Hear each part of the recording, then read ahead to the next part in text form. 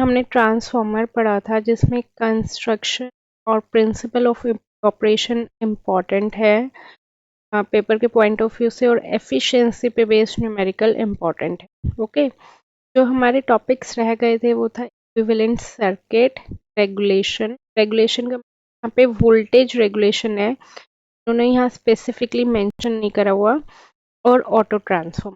तो आज मैं पढ़ा रही हूँ तुम्हें इक्विवेलेंट सर्किट ऑफ ट्रांसफॉर्म। ठीक है, तो सबसे पहले तुम्हें पता होना चाहिए कि इक्विवेलेंट सर्किट का क्या मतलब है। जैसे तुमने पढ़ा हुआ है इक्विवेलेंट रेजिस्टेंस, पढ़ा हुआ है ना इक्विवेलेंट रेजिस्टेंस। बताओ मुझे क्या होता है इक्विवेलेंट रेजिस्टेंस।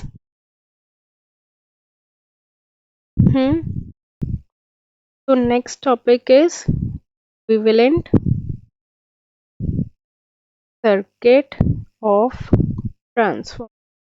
तो सबसे पहले हमारे पास क्या है, यहाँ पे ट्रांसफॉर्मर होता है और वाइंडिंग्स है, ये प्राइमरी वाइंडिंग है और ये सेकेंडरी वाइंडिंग है। यहाँ पे हमारे पास सप्लाई होती है, एसी सप्लाई जो गवर्नमेंट की साइड से आती है। अब सप्लाई वायर से कनेक्ट होती है, तो वायर और वाइंडिंग के बीच में बहुत ज़्यादा लॉन्ग डिस्टेंस होता है। जैसे मैंने बताया था कि पंजाब से हरियाणा आ रही है इलेक्ट्रिसिटी, तो उस वायर के अक्रॉस इन बिल्ट रेजिस्टेंस और रिएक्टेंस बन जाता है। ऐसा नहीं है कि हमने रजिस्टर और इंडक्टर लगाया है, जब भी लॉन्ग डिस्टेंस होता है तो उसमें इनबिल्ट रेजिस्टेंस बन जाता है और रिएक्टेंस। तो प्राइमरी साइड है तो उसको हम R1 से डिनोट करेंगे, और सेकेंड प्राइमरी रिएक्टेंस है तो इसको X1 से डिनोट करेंगे। इसी तरह सेकेंडरी साइड पे रेजिस्टेंस R2 बन जाता है और रिएक्टेंस कितना बन जाएगा, X2। और तुम्हें पता है सेकेंडरी साइड पे हमारे क्या कनेक्ट होता है, लोड। लोड जैसे हमारे घर का बल्ब हो गया, राइट। यहाँ पे वोल्टेज कितनी है, V1। यहाँ पे आउटपुट वोल्टेज कितनी आएगी, ये हमारे पास करंट कितनी आ रही है, I1, और सेकेंडरी साइड पे करंट कितनी आएगी, I2। यहाँ पे हमारे पास नंबर ऑफ टर्न्स कितने हैं, N1, और यहाँ पे हमारे पास नंबर ऑफ टर्न्स कितने हैं, N2। यहाँ प्राइमरी साइड पे EMF कितनी इंड्यूस होती है, E1, और सेकेंडरी साइड पे EMF कितनी इंड्यूस होती है, E2। और यहाँ पे करंट की वजह से जो फ्लक्स जनरेट होता है उसको हम किससे डिनोट करते हैं, फाई से। अब इसके बाद देखो, ये तो एक जनरल स्ट्रक्चर हो गया ट्रांसफॉर्मर का। इन्होंने क्वेश्चन में क्या बोला हुआ है, हमें क्या निकालना है, इक्विवेलेंट, इक्विवेलेंट रेजिस्टेंस और इक्विवेलेंट रिएक्टेंस। पर तुम देख सकते हो जो रेजिस्टेंस है R1 वो तो ट्रांसफॉर्मर के इस साइड है, और जो R2 है वो ट्रांसफॉर्मर की दूसरी साइड है। तो इक्विवेलेंट हम ऐसे डायरेक्टली तो कंबाइन नहीं कर सकते ना, तो उसके लिए हमें क्या करना पड़ेगा, शिफ्ट करना पड़ेगा। या तो हम पूरी सारी साइड को सेकेंडरी साइड पे शिफ्ट करें, या फिर हम सबको प्राइमरी साइड पे शिफ्ट करें। तो दोनों ही साइड पे तुम्हें शिफ्ट करके दिखाना है। अगर मैं सबको प्राइमरी साइड पे शिफ्ट कर रही हूँ तो उसको हम क्या बोलेंगे, equivalent circuit referred to primary side. Okay, तो R1 यहाँ पे है ऑलरेडी, R2 उठ के यहाँ पे आ जाएगा प्राइमरी साइड पे, तो R1 R2 की वैल्यू चेंज हो जाएगी ना, क्योंकि अगर वो साइड चेंज करे तो एग्जैक्टली वो तो नहीं रहेगी। तो वो कितना बन जाएगा, R2 डैश। सिमिलरली यहाँ पे X1 ऑलरेडी है, X2 उठ के वहां से यहाँ पे आ जाएगा, तो क्या बन जाएगा, X2 डैश। देखो अगर मैं इसको प्राइमरी साइड पे शिफ्ट, सर्किट रेफर्ड प्राइमरी, देखोगे तो काफी कंफ्यूज। प्राइमरी पे देखो ऑलरेडी R1 है, R2 है, तो क्या बन गया ये, R2 डैश। ऑलरेडी है, X2 है, तो ये क्या बन गया,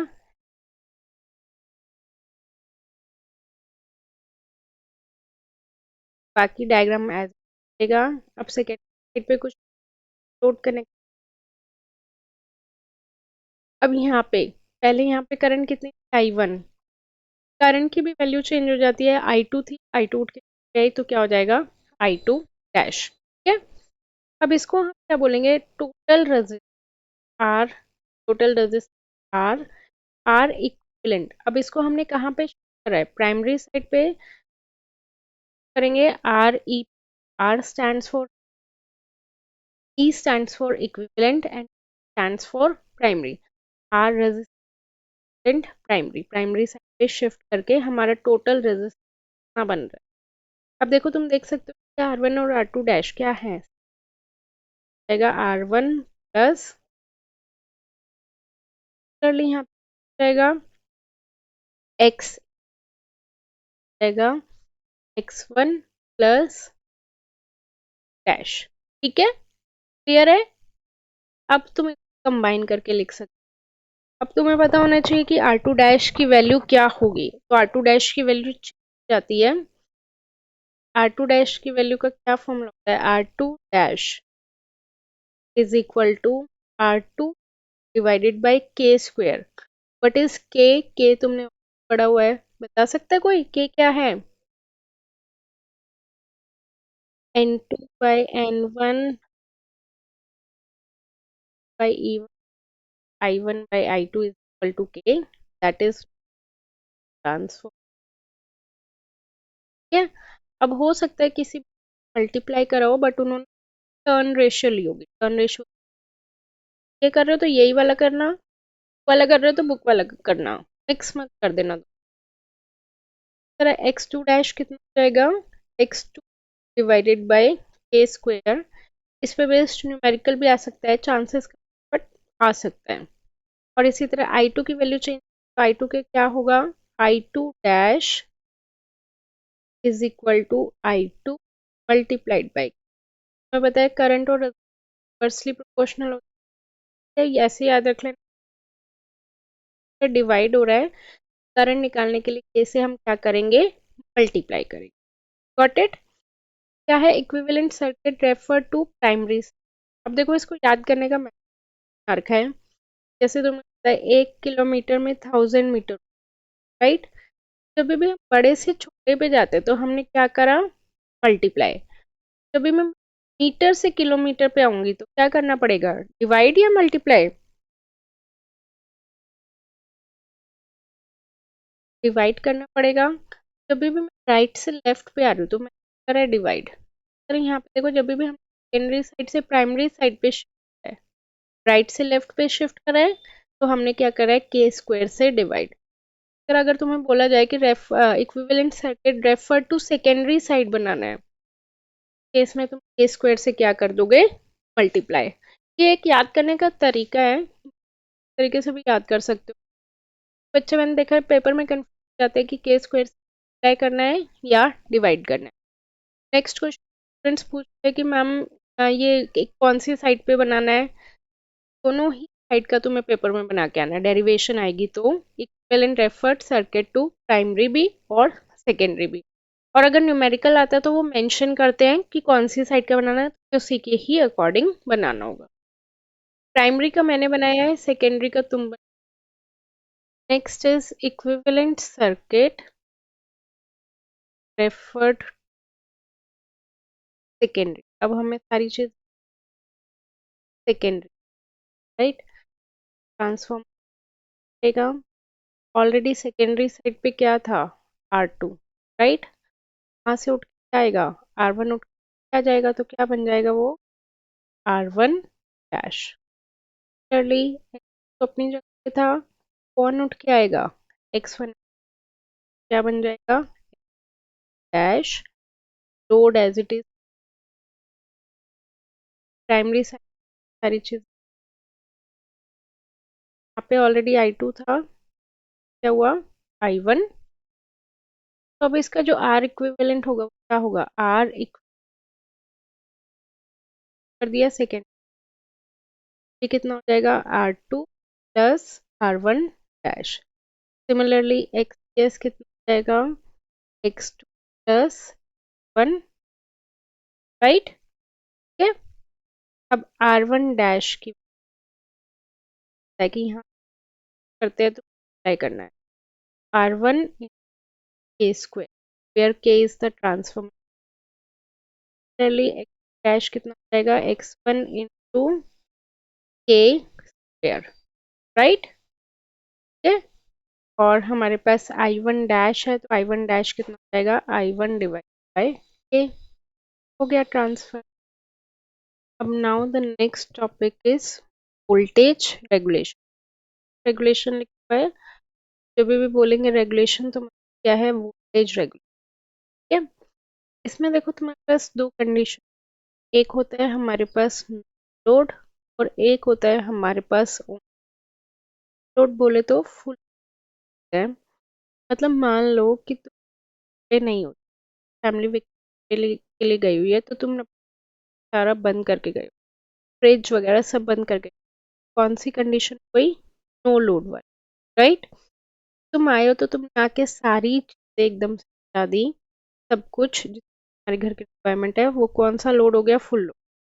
तो जब भी लोड से फुल लोड पे जाओगे एकदम और एकदम से हटा दिया तो वोल्टेज में प्रॉब्लम होगी ना, तो वोल्टेज रेगुलेट करना पड़ेगा, तो उसके होता है वोल्टेज रेगुलेशन परसेंटेज में होता है, इसका डायरेक्ट फॉर्मूला होता है minus divided by E multiplied by 100। What is over here, E है तो सेकेंडरी होगा, secondary voltage at no load. जो ई है वो मेनली किसके है, लोड के लिए है, और we gain the secondary voltage at full load. जो वी है वो किसके है, फुल लोड के। तो इसलिए मैंने बोला जब भी हम नो लोड से जाते हैं तो वोल्टेज रेगुलेट करते हैं। इसमें ज्यादा कुछ नहीं, ऐसे पूछ फाइन वोल्टेज फॉर्मूला लिखना होगा और base at a constant supply voltage लिख सकते हैं, at a constant supply voltage the change in secondary terminal voltage from no load to full load with respect to no load voltage is called as voltage regulator transformer। फिर से repeat कर रही हूँ, at a constant supply voltage change in secondary terminal voltage from no load to, कैसे change हो रहा है, no load to full load with respect to no load voltage is no voltage regulator। अब इसके बाद देखो एक चीज हमारे पास की वैल्यू क्या होती है फॉर डिफरेंट केसेस। एक होता है हमारे पास lagging power factor, lagging power factor मतलब वो कौन सा लोड होगा, इंडक्टिव लोड होगा। एक होता है हमारे पास unity power factor, unity power factor कौन सा लोड होगा, रेजिस्टिव लोड होगा। और एक होता है हमारे पास leading power factor, leading power factor क्या होगा हमारे पास, कैपेसिटिव। तो अगर लैगिंग पावर फैक्टर है तो E2 का क्या फॉर्मूला होता है, V plus I2 RE S cos phi 2 plus I2 XES sin phi 2। ये न्यूमेरिकल में यूज आएगा, मैं बताऊंगी कहाँ पे और कैसे यूज आएगा। फिलहाल फॉर्मूला लिख लो, E2 is equal to V plus I2 RES अब तुम्हें पता लग गया, इक्विवेलेंट सेकेंडरी। और इसका होता है E2 is equal to V2 plus RES cos phi 2 minus sin phi 2। तो इस क्वेश्चन में क्या बोला हुआ है, a single phase transformer with the ratio 5:1। ठीक है, रेशियो से हमारे पास के की वैल्यू आ जाएगी, तो के की वैल्यू कितना होता है, तो होता है N2 बाई N1। तो ये पहले वाला हमेशा क्या होगा, N1 होगा, दूसरा वाला N2 होगा, तो ये कितना होगा, रेशियो ट्रांसफॉर्मेशन रेशियो की वैल्यू आ गई 1/5। मैक्सिमम बच्चे यहीं गलती कर देते हैं, वो 5:1 है तो डायरेक्ट 5:1 ले ले, इस तरह से आएगा 1:5। और तो 1:5 को सॉल्व करेंगे तो कितना हो गया, 0.2। उसके बाद इन्होंने दिया हुआ है प्राइमरी रेजिस्टेंस ऑफ 0.4 ओम, मतलब R1 की वैल्यू प्राइमरी है तो R1 होगा, 0.4 ओम है। और प्राइमरी रिएक्टेंस मतलब X है 1.2। उसके बाद सेकेंडरी रेजिस्टेंस मतलब R2 की वैल्यू कितनी है, 0.01 ओम। और सेकेंडरी रिएक्टेंस मतलब X2 की वैल्यू कितनी है, 0.04। ये चीज़ें दी हुई हैं हमें। उसके बाद करंट दिया हुआ है I2 125 एम्पियर और V2 वोल्टेज 600 वोल्ट। अब देखते हैं पूछा क्या हुआ है, determine percentage regulation. Percentage regulation का मतलब वोल्टेज रेगुलेशन, राइट। और मैंने तुम्हें बताया था परसेंटेज रेगुलेशन का क्या फॉर्मूला होता है, E2 minus V2 by E2 multiplied by 100। तो जिसमें कि हमें V2 तो पता है, V2 की वैल्यू कितनी है, 600 वोल्ट है, बट हमें E2 नहीं पता। E2 के लिए इन्होंने दो कंडीशन दे दी, एट 0.8 पावर फैक्टर लैगिंग। तो E2 का फॉर्मूला भी मैंने तुम्हें बताया था, तीन डिफरेंट कंडीशन के लिए, लैगिंग के लिए, लीडिंग के लिए और यूनिटी। तो सबसे पहले लैगिंग के लिए देख लें। लैगिंग के लिए क्या फॉर्मूला है, E2 is equal to V2। V2 है हमारे पास, कितना है, 600 वोल्ट। उसके बाद I2 भी गिवन है 125 एम्पियर, राइट।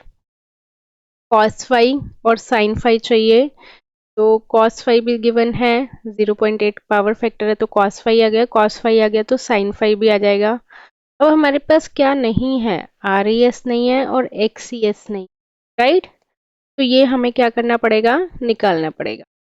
तो RES मतलब इक्विवेलेंट सेकेंडरी साइड पे, हम कहाँ पे शिफ्ट कर रहे हैं, सेकेंडरी पे। सेकेंडरी पे शिफ्ट कर रहे हैं तो R2 तो ऑलरेडी होगा और R1 उठ के आएगा, तो क्या बन जाएगा, R1 डैश। अब R2 है हमारे पास, है 0.01, R1 डैश नहीं है। तुम्हें फॉर्मूला पता है R1 डैश का, क्या फॉर्मूला था, R1 मल्टीप्लाइड बाय के स्क्वायर, यही था ना। हम्म, करवाया था ना मैंने फॉर्मूला। तो यहाँ पे RES का R2 प्लस R1 डैश, और R1 डैश का क्या फॉर्मूला था, R1 मल्टीप्लाइड बाय के स्क्वायर। R1 है 0.4, K है 0.2। तो सारी वैल्यूज पुट करके क्या तुम्हारे पास RES का वैल्यू आ जाएगी, बोलो। इसी तरह तुम्हारे पास XCS की भी वैल्यू आ जाएगी। XCS क्या है, X2 प्लस X1 डैश, ठीक है। XCS आ गया, RES आ गया, इस फॉर्मूले में पुट कर दो, ऑल वैल्यूज आर नोन, तो E2 की वैल्यू आ जाएगी, आ जाएगी। मैं वैल्यू बता रही हूँ E2 की, डायरेक्ट सॉल्व करके आएगी 609.2 वोल्ट लैगिंग के केस में, और लीडिंग के केस में आएगी तुम्हारे पास 596।